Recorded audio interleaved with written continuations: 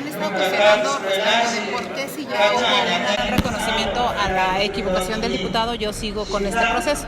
Y la respuesta es muy simple. Cuando a una persona se le violenta, llámese del género que sea, y entonces se haga un proceso de perdón sin tener claridad de que hay instituciones para salvaguardar nuestros derechos, entonces estamos dándole un mensaje equivocado al resto de las mujeres, especialmente de que no tienen que defenderse, de que no hay que cuidar las causas institucionales, y me parece que esto es fundamental. He presentado en este momento 3 denuncias, una queja ante el Comité de Ética, otra ante la Fiscalía General de la República y una más ante el Instituto Nacional Electoral.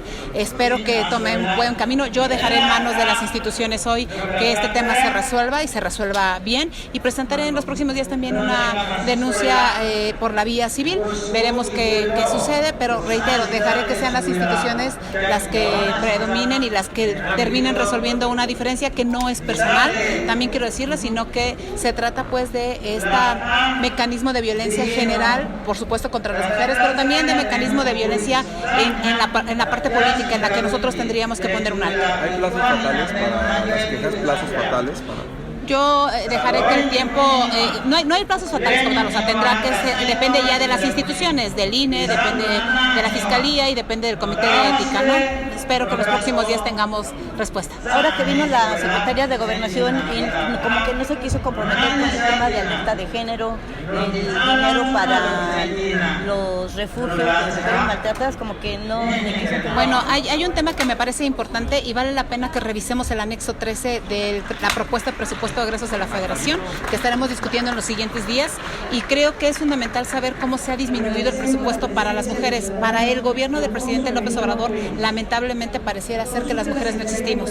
No existimos ni siquiera en el proceso de presupuesto. Nos han quitado, por ejemplo, el programa de coinversión que estaba en el ramo 13, que era el mecanismo bajo el cual se le daba participación y voz a las organizaciones de la sociedad civil, y desapareció por completo. Se elimina ya el programa definitivamente de estancias infantiles, que debo decir, un año tuvimos que estar y seguimos en los tribunales, y el próximo año va a pasar como pues ya no pasa absolutamente nada, y se elimina completamente en el nuevo programa de apoyo a madres y padres trabajadores el sistema de cuidados que tanta falta hace en México.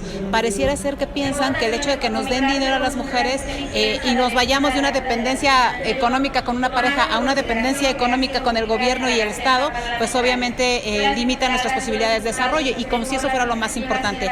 Hay otros programas, por ejemplo, en el caso concreto de la Secretaría de Agricultura del mismo ramo 13, desaparece el programa de vivienda, como eso desaparece en el caso concreto de la PGR, antes ahora Fiscalía General de la República, todo el presupuesto para efectos de prevención de la violencia, que genera datos de violencia feminicida. Si revisamos con toda atención el ramo 13, que era un gran logro de muchas mujeres de distintas filiaciones políticas y de distintas formas de pensar, lamentablemente en el gobierno de la Cuarta Transformación las mujeres parecemos de quinta. ¿Y qué pareciera ser que no existimos? Nosotros estaremos haciendo un llamado muy respetuoso a las mujeres y hombres de las otras bancadas parlamentarias para hacer de este mecanismo de la discusión del presupuesto una, yo diría, verdadera discusión de argumentos, porque no podemos seguir en este proceso en donde digamos que vale la pena, o más bien que porque ya viene el presupuesto así de parte del gobierno federal tengamos que votarlo.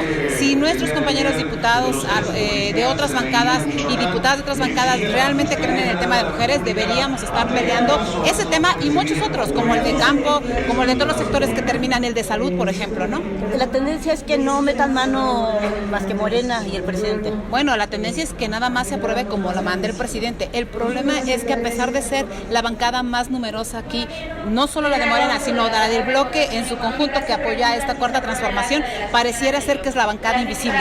Es la bancada que no existe, o sea, no son numerosos en número de integrantes, tienen el mayor número de diputados aquí y tienen el mayor número de senadores, pero no existen para el gobierno, tampoco existen ellos, es decir, los están invisibilizando. Si nosotros que tenemos una voz de oposición podemos estar al pendiente, ellos no existen, son anulados, y no hay nada peor que teniendo una mayoría como la que tienen, y me parece además un respaldo como el que tiene el presidente, lo preferible sea hacer oídos sordos. Miren, en el caso concreto de esta desaparición del tema de violencia en el ramo 13, yo decirles, ayer tuvimos un hecho verdaderamente lamentable en el caso de Aguilillas, y la respuesta de la Secretaría de Gobernación es casi es el pan nuestro de cada día, no pasa nada, ¿no? O tenemos a un secretario de Seguridad Pública que que en lugar de hacer una declaración contundente respecto de sus funciones como secretario de Seguridad Pública, al que se le aprobó una Guardia Nacional, al que se le dieron instrumentos para combatir la violencia, la respuesta es que mejoramos en percepción.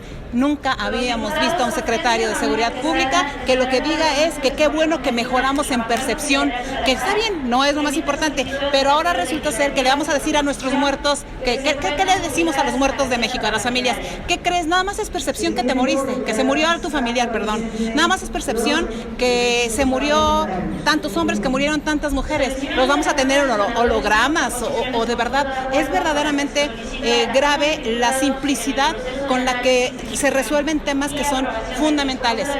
El presidente tiene que hacer un alto en el camino, tiene que entender que debe gobernar y que no debe seguir en campaña. Su campaña la tiene respaldo social. Creo que es momento que el presidente haga un alto y empiece a gobernar. Derivado de los recortes en números, ¿cuánto significa tanto en montos como en personas que recibían estos apoyos? Por ejemplo, el programa de apoyo a padres y madres. Bueno, empezamos con un recorte, en el caso concreto del año antepasado, estábamos hablando de 5,000 millones de pesos, un poco más de 5,000 millones de pesos para el programa Estancias Infantiles. El año pasado le recortan alrededor de 2,300 millones de pesos.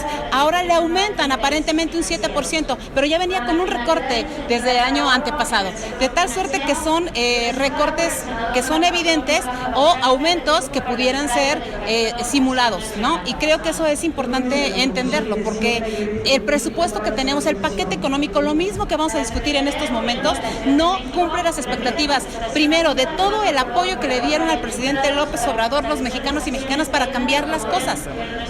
Lo único que estamos haciendo es retroceder en este mecanismo. Veamos esta persecución fiscal que se está queriendo dar. Pareciera ser que hoy hay un castigo a las personas que trabajan, un incentivo a las que no trabajan y un castigo a las personas que trabajan. No podemos seguir con esta, yo diría, cultura y política fiscal de la presión, de la amenaza, que es lo que está privando todo lo contrario al clima de paz que el presidente dijo que tendría. Gracias.